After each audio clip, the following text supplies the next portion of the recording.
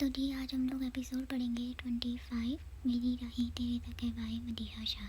अच्छा हुआ हुमा जो तुम आ गई। इबादत हुमा के हाथ में ट्रे लिए थे, रियान के पास से उठते हामिल के साथ हुई।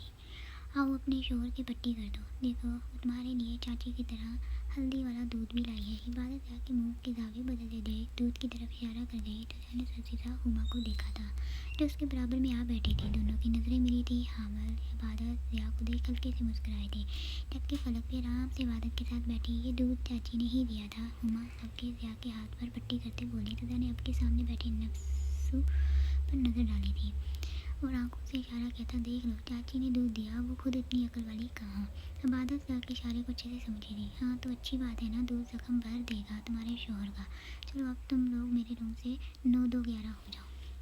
इबादत ज़िया के हाथ में ज़बरदस्ती दूध वाला गिलास थमाते साथ ही बोल गई तो हामिद ज़िया ने घूरते उसको देखा था। चलो भाई लड़के यहाँ से जाओ, हमें कुछ बातें करनी है। हामिद ज़िया को आंख मारते चेहरे पर संजीदगी से जाए बोला तो हुमा ने चौंक कर देखा। ओह भाई साहब, मैंने उनको जाने का नहीं बोला, तुम लोगों को बोला है कि अब अपना अपना रास्ता नापो। इबादत हवा की उशारी पर तन कर बोली तो ज़ियान जो बैठा हुआ था उठते उसके बेड की तरफ गया। मैं तो कहीं नहीं जा रहा जब तक तुम्हारी बात नहीं हो जाती। वो ने उसका ही बोला तो इबादत हैरानगी से मुंह खोले उसको घूर गई। और मुझसे तो बिल्कुल भी किसी चीज़ की उम्मीद मत रखना कि मैं उसको समझाऊंगा। मैं तो खुद यहाँ सराहने पर बैठा हूँ। फलक हमारे रात के डिनर का दस्तरखान यहाँ लगा दो। आज हम इबादत के साथ महफिल लगाएंगे, वो भी उसके रूम में हमेशा की तरह। हामिद जो आराम से सोफे पर टांगे फैलाए लेटा था हुक्म की तरह फलक को बोला तो जाने भी हंस के आकर की बात में शामिल हुआ। ठीक है मैं लगा देती हूँ, अगर सोना भी यही है तो बता दो, साथ ही गद्दे भी ज़मीन पर लगा दूँ। फलक जानती थी कि अगर अभी वो लोग डिनर यहाँ करेंगे तो फिर सोना भी यहीं होगा। ये तो मुंह की बात छीनी तुमने, क्या तेजी से बोला तो फलक इबादत को हैरानगी से मुंह खोले देख रूम से गई। शर्म करो तुम लोग। 1 मिनट इबादत। इससे पहले इबादत आगे कुछ बोलती जाने टोका, हुमा मेरे कपड़े निकाल कर रखो मैं आता हूँ।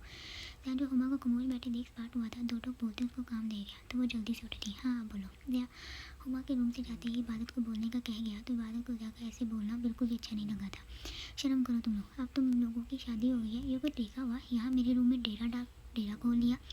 इबादत कफगी से बोली तो हामिद सोफे से उठते उसके करीब आते। यहाँ बैठो। वो उसको बाजू से पकड़ते सोफे पर बिठा गए। इबादत जी बोले माता हम सब बचपन से ये सब तय किया था, अगर याद नहीं तो वो दस्तक ले आकर आऊँ। हामा ने बताते पूछा तो इबादत के बयानी पर बल पड़ी। जैसे कहा गया हो अब शुरू ना होना। दूसरी बात जो ज़्यादा खास है, मुझे आसफ को लेकर अभी भी तुमसे बात करनी है। जहाँ भी बेड से उठते उनके करीब आए जो करना है करो। मेरी बरासी वो समझ चुकी थी। अभी वो जब दोनों ने तय कर लिया तो कोई फ़ायदा नहीं बहस करने का। वो उठते रूम से बाहर की तरफ गई थी। ये क्या हम लोग यहाँ हैं, डिनर पर नहीं आए। जलाल शाह सब बच्चों को गायब देख पूछ गए, कहाँ होना है उन लोगों ने। आज पता नहीं फिर से भूत कहाँ से सवार हो गए। इबादत के रूम में सबने डेरा डाला हुआ है, अल्लाह ही जानता है इन लोगों ने बड़े कब होना है। रेहाना बेगम मुस्कुराते बोली तो टेबल पर बैठे हामिद समेत के चेहरे से मुस्कुराए। हुमा और फलक बेटा तुम लोग भी बैठकर खाना खा लो। हामिद दोनों को खाना सर्व करते देख बोले तो फलक और हुमा हल्के से मुस्कुराते उनके पास ही बराई जमा हुई। आप ही एक साथ खाने में कितना मज़ा आ रहा है ना।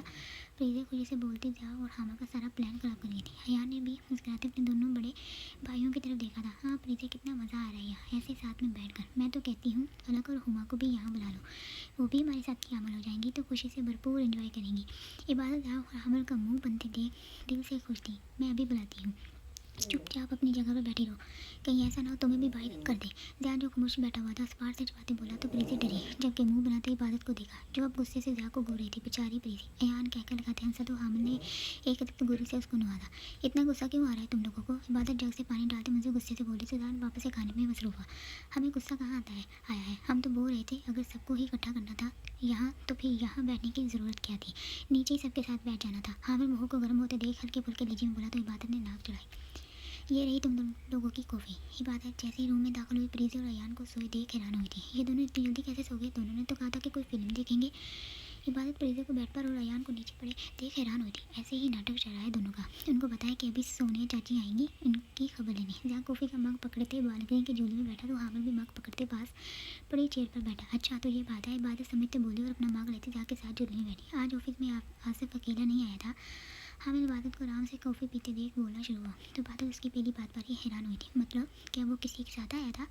इबादत ने गौर से हामिद और ज़िया को देखा था। महराज ज़िया भी आज हमारे ऑफिस में आया था, वो भी हामिद चाचू से मिलने। अब के ज़िया बोला तो इबादत महराज ज़िया का नाम सुन साख्त हुई। वो वहाँ क्या लेने आया था। इबादत ने मग टेबल पर रखा और पूरी तरह हामिद और ज़िया की तरफ मतवजह। ये तो नहीं पता मगर पापा से काफ़ी देर तक उसकी बातें चली। हामिद ने शानिश कही, मुझे लगता है कोई बहुत ज़रूरी बात करने आया था वो। क्यों ना कि जैसे जैसे वो बोल रहा था हामिद चाचू का चेहरा कभी हैरान होता तो कभी परेशान। ध्यान ने अंदाज़ा लगाते गोया, मेरा दिल कह रहा है कि कहीं वो शादी की बात करने तो नहीं आया था।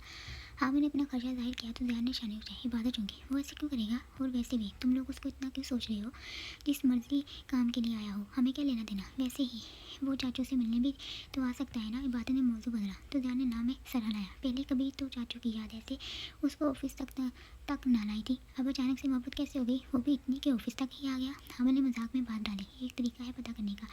ध्यान ने पुरसों लहजे में कहा तो हामिद के कान खड़े हुए। वो क्या, जल्दी से पूछा गया। इबादत चाचू से पूछी।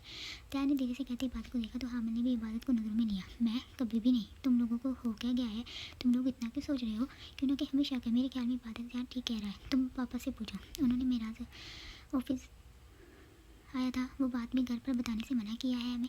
तुम्हें नहीं लगता दाल में कुछ काला है, हामिद राजदाना तरीके से बोला तो इबादत हैरान, मुझे मत डालो ऐसे कामों, बोल जल्दी। साथ ही इस पार से बोलते उनको खबरदार किया, मेरी बात छोड़, तुम मुझे ये बताओ, ये तुम हुमा के साथ ऐसे बिहेव क्यों करते हो। इबादत बात को घुमाते पूरी तरह जया की तरफ हुई, क्यों ना कि जब भी मैं नहीं चाहता होता कि वो मेरे सामने आए तभी वो मेरे सामने आ जाती है, जिस वजह से सारा गुस्सा उस पर निकाल जाता है। जया का मूड खराब हुआ था, हामिद ने सुनकर आंखें बंद की थी, जैसे कहा हो अब इतना भी ना बनो, अब इतने भी ना बनो।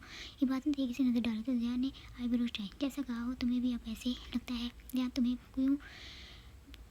क्यों भूल जाते हो कि वो लड़की तुम्हारी मोहब्बत और अब तुम्हारी ज़िंदगी की हम सफ़र है। इबादत जानती थी जहाँ इतना हुमा से खींचा हुआ क्यों रहता है। मोहब्बत हंसा था, इबादत मोहब्बत तभी ख़त्म हो गई थी जब मेरा जाने तुम्हें तलाक दी थी 7 साल पहले। नफरत मोहब्बत नाम से वो कहते दो टोक उठा था। हामिद ने आँख पड़ते इबादत को देखा था जो खुद सोच में झपड़ी थी। तुम्हें क्या लगता है तुम्हारे ऐसे करने से मेरा ज़्यादा को कोई फ़र्क पड़ेगा। हामिद मग लेते उसके साथ ही रिंग पर बैठा, मुझे कुछ नहीं पता, बस इतना जानता हूँ जो कुछ पिछले सालों हुआ वो मैं चाहकर भी बोल नहीं पा रहा। और अब तुम दोनों मेरी किताब बंद करो और अंदर चलो, क्यों ना कि चाची हमें ही घूर रही है। जया वॉल ग्लास से रूम का हाल बताते वॉक आउट कर गया। तो आमिर इबादत के करीब है, तुम्हें लगता है ये जो कर रहा है ठीक है। अभी हमें बैठा था उसके साथ झोली में कि इबादत के सवाल पर वो सोच में पड़ा, मुझे लगता है वक्त के साथ ठीक हो जाएगा। इबादत अभी देखो ना, जो कुछ हुआ है वो बोलना इतना आसान नहीं। हामिद नहीं चाहता था कि इबादत या को लेकर परेशान हो, जो कुछ भी हुआ सबसे ज़्यादा उसका असर मेरी ज़िंदगी पर पड़ा। हामिद इसका मतलब ये तो नहीं ना किसी हाँ उसकी सज़ा अब हुमा को दे। और एक बात, इससे पहले हामिद दरमियान में टोकता, इबादत बोलते इसको खामोश करवा गई, जब मैंने वो सब कुछ बुला दिया तो तुम लोग क्यों नहीं भूल जाते। ये ठीक नहीं हो रहा, जैसे भी करो उसको समझाओ। इबादत भी उठी थी, हामिद भी साथ ही उठा था। क्या बातें हुई। अभी वो हामिद के रूम से बाहर आई थी कि ज़यान और हामिद को खड़े देख डरी, अभी मेरी चीख निकल जाती। इबादत जो डर गई थी दोनों को देख एक कदर मुकाम दोनों की बातों पर रसीद करते आगे बढ़ी थी। इबादत जो पूछ रहे हैं वो बताओ। वो चलते रूम में आई थी, नजर नहीं आ रहा यान और प्रीत सो रहे हैं। इबादत उनको ऊंची बात में बोलते देख आराम से सोफे पर बैठे, तुम लोग ये बताओ ताजिद के टाइम तुम लोग ये कैसे जागे। इबादत अपना दुपट्टा गले में डालते तीखे अंदाज में पूछ रही, तुम्हें पता तो है ध्यान ताजिद के टाइम उठता है, तो बस अभी इसने मुझे भी जगा दिया कि तुम पापा के रूम में गई हो। हामिद साहब बोलते इबादत को कहा कर गया तो इबादत ने आपकी जया को देखा जो खामोशी से बैठा उसको तक रहा था। क्या कहना था चाचू ने, उन्होंने भी मुझसे वही बात की जो तुम लोगों ने की थी आशा वाली, कि उसने मुझे परेशान तो नहीं किया बस। और फिर बताया कि क्या बताया। दोनों के कान एक साथ खड़े हुए तो इबादत दोनों को एकदम बोलते थे खामोश हुई। ये बताया कि वो पुलिस में आसफ के खिलाफ कार्रवाई करेंगे। खुश। इबादत उन दोनों को इतने कान खड़े देखती बातें बोली तो दोनों के मुंह बने। मेराज की कोई बात नहीं की। आपने कभी से पूछा तो इबादत कौन से है। तुम लोग ऐसे करो मेरे भाइयों कि उसको खुद फ़ोन करके पूछ लो, अब मैं जा रही हूँ सोने। उन दोनों की बेचैनी को देखते हंसते बेड की तरफ गई तो दोनों अपनी अपनी जगह पर गए थे। काम हो जाएगा आप बेफिक्र रहें। वो लड़की की तस्वीर देखती बोला तो सामने मौजूद इंसान ने दूर तक नीले आसमान को देखा था। याद रहे इस लड़की को एक भी खराज तक ना आए। अभी वो आदमी वहाँ से जाते कि सामने मौजूद इंसान के रूपदार आवाज़ सुन मत हो जाए। आप बेफिक्र रहें सर, ये आदमी बहुत काम किया है, इनको पता है इन्होंने अपना काम कैसे करना है। एक और आदमी दरमियान में आते बोला, साथ ही उनको जाने का हुक्म दिया था। वो सब लोग वहाँ से गए थे। बी रेडी मिस इबादत, वो खुद से सोचती मुस्कुराया था। जारी है।